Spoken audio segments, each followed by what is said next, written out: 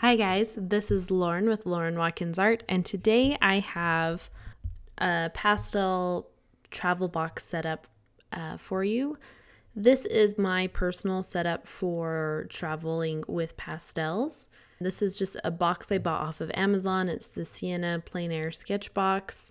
I could not find this on Amazon when I looked again. I bought this box like 6 years ago when I was preparing to take a hiking art trip through Moab. But you can see there's some latches on the side so that you can secure your art supplies on the inside. It originally came with one latch, and then I added the second latch to kind of help that bottom side of it to keep it from like flaring or warping up. But this sketch box has a clip on the front, and it's designed for you to put your drawing paper on there, and then you can hold your pencils and supplies on the inside. So you pull out your pencil, close it, and then just sketch on the front like it's a normal clipboard. I don't really use it like that. I tried it, but I didn't like it.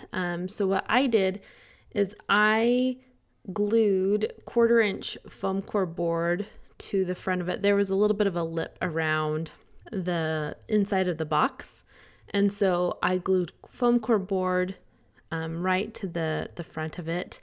And there's this little gap there that came in the box. That's where you store your papers and supplies. But because I glued that foam core board on it, I can now use that as my drawing base. It's a secure background for my drawing supplies. And then on the other side, there's these little dividers, and this is where you hold your pastels. I keep my pastels on the side that has the white in it. That is foam, like craft foam that I cut to size and glued in. That way my pastels are cushioned and they're less likely to break. So this is what I carry in my pastel box. This is just a cellophane bag I had, and I keep paper in it. I typically bring sanded paper with me just because I love sanded paper. If you've been around here, you know that's my favorite kind. So I have a mixture of pastel matte and color fix sanded paper, and I can fit a 9x12 paper on here, and I just use clips to clip it onto my board, but they all fit in there, and I can clip them to the top of my board when I'm drawing, which I will show you in a little bit. I used to just keep them free-flowing like that, but I had some smaller papers that I wanted to be able to bring with me, and I found that if I kept them in a cellophane bag, it made it easier to pull them out and made it so things didn't get lost or bent or ruined. So this is a half sheet of pastel matte paper. It already has the glassine with it. That's one of the nice things with pastel matte paper is it all comes with glassine. And then this is a hack I found. This is deli paper. So it's kind of like a wax-based paper that just comes folded in sheets that they use in delis a lot. I found that it works really good as a glassine substitute. And so that's what I typically use when I am doing travel work like this and I don't want to use my expensive glassine to protect my papers. So what else do I keep in my kit? So this is a pencil. I don't use a pencil a ton, but it is nice to have to just roughly sketch out. And on the end of it, I have some black tape that I just wrapped around it. That way I can tape the glassine or that wax deli paper I have to the paper until I get home and can wrap it up more nicely. I've got an eraser, I've got clips. The clips are what I use to attach the paper to the board, the big sheets of paper. Earlier you saw photo corners, the little black photo corners. I use that to attach smaller papers that I might bring with me. But they just hold it on really nice and secure while I am working. So I keep those in there, those little clips. Other supplies I carry with me include my pencil sharpener. This is just a Stabilo pencil sharpener. It came with my pastel set, and I find that it works well to sharpen pastel pencils and regular pencils. I've got some sponges, and the black stuff is black pipe foam insulation. It's this really dense foam. I really like that for blending. I've got a few silicone rubber shapers in there. And then I've got my soft tools. These are from Pastel. And then I've got some foam attachments, and then I've got some paper blending stumps. Then I also have this other tool from Soft Tools that has like a makeup blending sponge shape at the end, but you can change out the end. And so I really like this one because I can have multiple tools, but I can swap out the ends, so I can switch them out for what colors I'm using, and I can still have a nice handle to work from instead of trying to work on a really short one. So those are the basic tools I keep in my set. I don't usually carry fixative with me. I found that if I just wrap it in the wax paper, because it doesn't carry much static, it's very similar to glassine, or if I pack glassine with me, if I tape it up and I just keep it in that cellophane bag in the box, there's no rubbing and nothing gets damaged, and I can just take it home with me and it's just fine. So the next thing I bring with me is pastel pencils. I really like these for doing detail work, for getting a little bit more variety of color in, and base layer. Since it's a harder pastel, it's really good for base layer work. I will adjust the colors I pack based off of what I'm planning to paint, but typically I'll have one section be more warm tone colors, so my browns, reds, oranges, yellows, and then my other section be divided into my more cool tone colors, so my greens, blues, purples, blacks, and grays, and then some whites and things like that. So that's usually how I divide them up in there. Depending on what I'm bringing with me on my kit or where I'm painting will determine what colors I pack the most of. So of my regular pastels, this pastel box is pretty narrow in how much room there is for it, especially once I added that 1/4 inch foam core board on the top to be my drawing base. It used to have more room for my thicker pastels, but once I added that, I could only add narrower pastels. But my Rembrandt pastels work really well for this, and I actually really like bringing my Rembrandts because they're a little bit firmer, so they're not quite as fragile as some of my softer pastels. So I typically kind of line them up in rainbow order and just kind of have a variety of colors, some warm tones, some cool tone reds, oranges, yellows, but I will adjust based off of where I'm going hiking or where I'm planning on painting. So later on, I will show you my setup that I took with me to Moab, and it had a lot of these base colors in it, but I did add a few more colors on the side that were more warm toned, like reddish browns and things like that, because I was going to be hiking in the red rocks in the desert. But I just kind of lay them out. I really like that I can fit 3 columns, or like three rows across, and then I can have 3 really long columns of pastels. So I can hold quite a variety of pastels in here. And I just try to make sure I'm getting not just a variation of color, but a variation of value. So I bought these mini Rembrandt sets, and most of them are like a value family. So you'll have like your warm red tones, and you'll have like 5 different values of warm reds. And so I usually just kind of pick those and kind of put them in there together for the most part, and then pick some grays and some blacks and things like that that I'm looking at, because having a variety of value is just as important as having, or more important than having a variety of color, because you can kind of blend your colors easier. But if you don't have dark enough darks or light enough lights, it can get really tricky to make your picture look dimensional. So this is kind of like my base color setup, and the reds are a little bit deceiving. I had a warm red and a cool red, but they look kind of the same with just the lighting in this picture.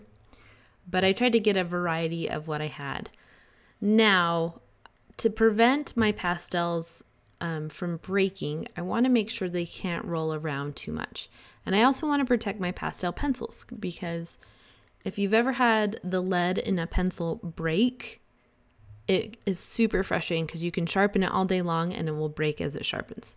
So I want to make sure I'm protecting my pencils and I'm protecting my pastels. So what I did is I had some slivers of foam core board. This is just 1/4 inch. I just got it from the dollar store.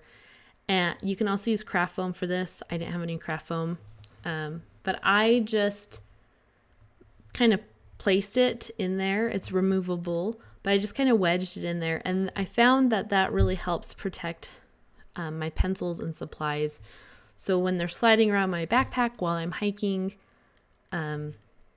nothing breaks or moves. You can see that there is one long one at the base of where I have the Rembrandt pastels. I could only fit one in there because I wanted everything nice and snug, and it was already really snug. But you'll see in a minute, I cut a really long one that I just kind of keep in the side. So as I use my pastels, they're going to get smaller because of the way they work.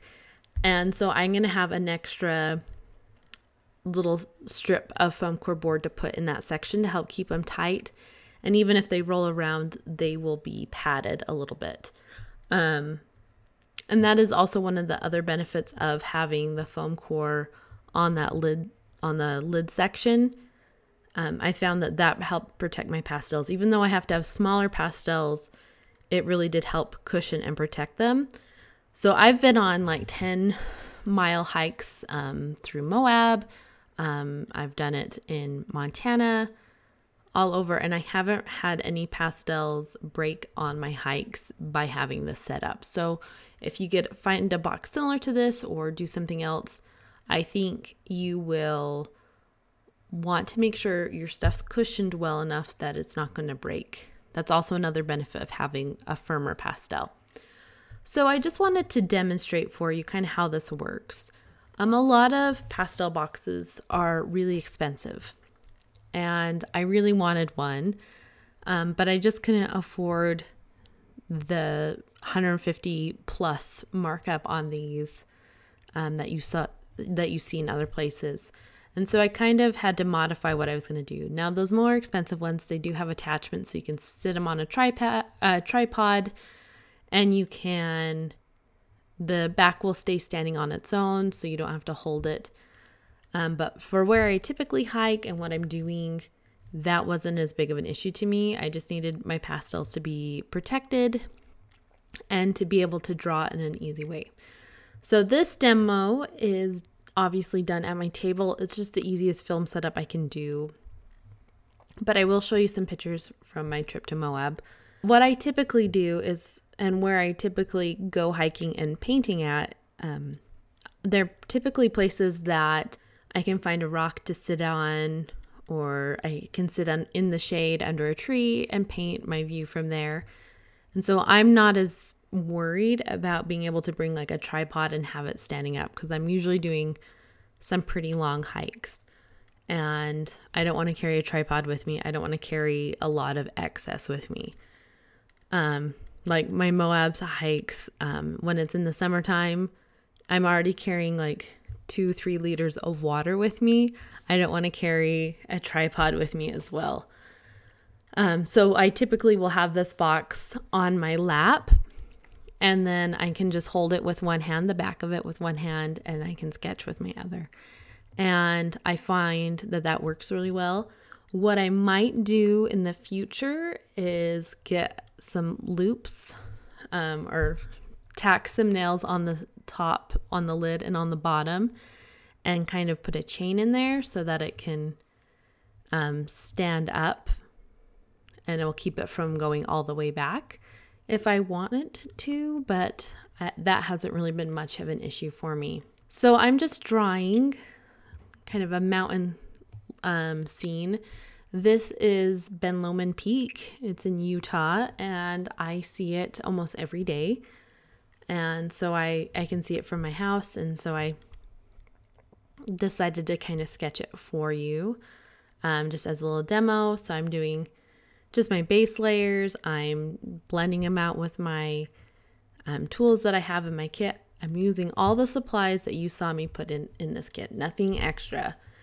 And the thing is when you are plein air sketching, you typically aren't doing a fully realized painting. And that's one thing I have to remind myself, because I tend to want to like pack all the supplies. I remember one time I packed ink and tried to pack rubbing alcohol in a container that it wouldn't leak out of. And it was just a mess. And I didn't really use it that much because it didn't fit what I was the environment I was trying to work in. It didn't fit any of that. So what I found is that I need to trim things down to my bare essentials. Now, sometimes I will have a watercolor kit with me because sometimes I don't know if I want to do pastel work or watercolor work. So I'll have my little travel watercolor kit with me. So if I really want to get fancy, I will do an underpainting with watercolor instead of ink. But even then, I don't typically do that. I just sketch it out and just go for pure pastel work. And just layer up my colors. You kind of have to work fast if you are trying to do specific lighting because your lighting will change. You don't think it changes quickly until you start painting a sunset or a sunrise, and all of a sudden your light is changing fast. So you have to become a lot more impressionistic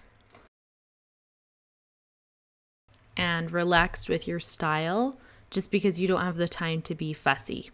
And that's actually one of the best things about painting from life. And you also get to see a lot more details in a way that you don't always get to see in a photograph. One thing I do recommend that you do is that you pack some kind of camera with you, whether it's your phone camera, because phones have great cameras nowadays, or if you want to bring a nicer camera with you, bring something to take a photo of what you've been painting, just so that you can come back and reference it in the future. So a lot of times I will do these little sketches out in nature when I'm hiking or camping or whatnot, and then I'll take a photograph of what I'm looking at and painting so that when I get back into my studio a few weeks later, if I want to paint what was so exciting to me out in nature, I can have my reference photo and my painting to work from. And I find that I get really good results when I do that because the photograph shows me more accurate detail of everything that was going on, but the sketch I did kind of helps give me more of a vibe of what I was feeling and kind of the mood of what I was seeing. So I like to have both to come back to reference.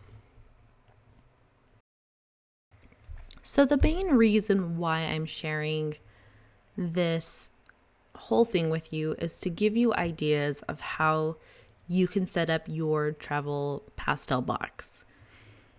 Traveling art kits can be pretty expensive, especially when you start getting into like oil paints or pastels. Especially I find pastel ones are expensive because you need to have a way to protect your pastels when you're traveling with them. And it can be really discouraging because a box similar to this that happens to have a tripod and just a few, like a tripod attachment and a few other details, sells for like $150 or more on Dick Blick. And that can be really pricey. And it can be really discouraging when you want to just go hiking in nature and you have to carry this really expensive thing with you. And so for me, I wanted to give you ideas on how you can circumvent that. Because sometimes we can think, well, if we can't afford that, then we can't do this. And that's not the case. We just have to get creative.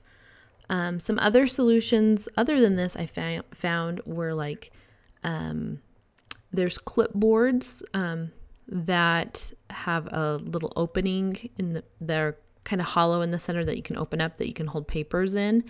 I've seen some people bring those and they store their art papers inside that clipboard, and then they just clip their paper to the clipboard, and then they have a box or they have a small pastel set that they found a way to secure tightly with rubber bands or something that they can fit in their backpack. and they take that with them, and they just have like a pencil bag that holds like their tools and things like that. There's a lot of different ways that you can kind of problem solve this issue of protecting your pastels and being able to take them with you when you hike. I think the most important thing is to figure out what you can reasonably afford and justify, and two, more importantly, well, not more importantly than your budget, but another important thing is to figure out what you actually need it for. For me personally, sometimes when I am scrolling on Dick Blick or Amazon, I start thinking that I need something way fancier or way nicer than what I actually need it for, just because you start comparing different things and you're like, well, it's only this much more and then I can get this fancy add-on to it. But am I actually going to use that add-on? Sometimes yes, and sometimes no. And so it's important to think about how you're going to be using it and in what way is realistic to you. So are you the type of person that is going to just be happy sitting on a rock or in the grass and sketching from there? Or are you more comfortable standing at a tripod setup or an easel setup and painting in nature that way? Or does the environment that you're going to be doing that in make sense? When I'm hiking in Moab in these really rocky areas, some of the places I'm sitting at, there's not space to set up a tripod, easel, and stand there. It makes more sense to sit. And so it wouldn't make sense to bring a bigger setup. Another thing is what you're going to be doing. So for me, I know if I'm going to be mountain biking and I'm going to paint at the end of when I get to the top of the mountain or wherever we're biking to, I know that I'm better off bringing my watercolor set. It's a lot more compact, it's lighter, it's a little bit more durable. So for the shaking, especially because when I come down the mountain, I tend to go fast. I like to hit jumps and drops, and it's not the best thing for my pastels. So a travel watercolor kit is better for that thing. Whereas if I'm going to be doing a lot of hiking and long hikes, I know I prefer to work in pastels, and so pastels typically come with me on those. So think about how you work, what you're going to be doing, and make your choices based off of that and your budget so that you will actually use it. It just doesn't make sense to spend the money on art supplies if you're not going to use them.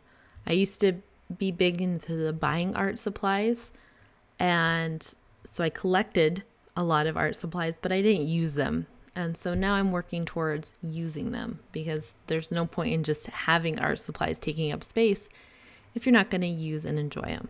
So that was my TED Talk on why you only should buy supplies you think you're going to use. And here is the finished sketch. Now, I know that wasn't the most accurate demonstration of this pastel box because it was me working at my desk, but this is my setup that I took with me to Moab, and it's pretty similar to what I showed you earlier in the video. Now, the earlier one was set up for more late winter sketchbox work, and this one was for a few weeks later when I knew I was going to be out in the desert in the Red Rocks. So I added more warm tones, I added more pinks and reddish browns and oranges to it. And then I added a piece of glassine paper to the cover my Rembrandt pastels to keep them from rubbing on that foam core backer. Just because I noticed with a lot of aggressive hiking that it was kind of rubbing a little bit. You can see it there. So I just added that piece of glassine, and that just helped protect my pastels and prevented too much rubbing from happening. And that rubbing makes mess because it creates pastel dust, which I tried to avoid. So this is the main picture that I created in Moab. Since I was hiking with my kids, there just wasn't a ton of time to do a lot of plein air sketching. I had to do this piece in like 30 minutes before my kids got too antsy. And so I sat down after our hike to Delicate Arch, which is like over a 3-mile hike. And so round trip. So this was after a 1.5 mile hike, which wasn't too bad. It's pretty steep and it was pretty warm, but I'm pretty used to it. But my kids were getting kind of worn out, so they were happy to just sit for a few minutes and eat a snack while I hurried and sketched. And this is my first time pulling it out of my box since I put it in there at Delicate Art. And you can see there's no smudging, it's perfectly fine. And that's because I wrapped it in that wax paper or glassine, whatever you want to use. And then I had it wrapped up tight so it wouldn't smudge. And then I put it in that cellophane bag in that box. And that really protected it. I haven't had any issues with any of my artworks getting rubbed off or ruined while I'm hiking. So that's how I protect it. If you want, you can carry your workable fixative. I don't typically bring it with me because I haven't really found the need for it. And I don't like bringing too much extra stuff because I usually end up carrying kid stuff or a kid, and I'm trying to keep it streamlined. So whatever doesn't fit in the box, I don't bring. But here's a picture of me actually painting Delicate Arch in Moab that my husband took. It was really fun to do it. It was a little busier than what I like, so I had a lot of people talking to me about art, but I just tried to go with the flow of it and embrace the extroverted side of me. And this is what my view looked like. I usually like doing these kind of in the morning or in the evening, so during sunrise or sunset, because that's when you get the best lighting. But with kids, that's not always going to happen, so I just had to make the most of the lighting I had. But I hope this video gave you some ideas on how you can take your pastels with you this summer as you go hiking and do some more plein air artwork. If you like this video or found it helpful, please hit the like button. That really helps me out. And if you have any questions about this or related to pastels or watercolor or anything like that, please leave them down below and I'll do my best to answer them or make a video about a specific topic if you are interested in that. And I just hope you have a fantastic day and I will see you next time. Bye.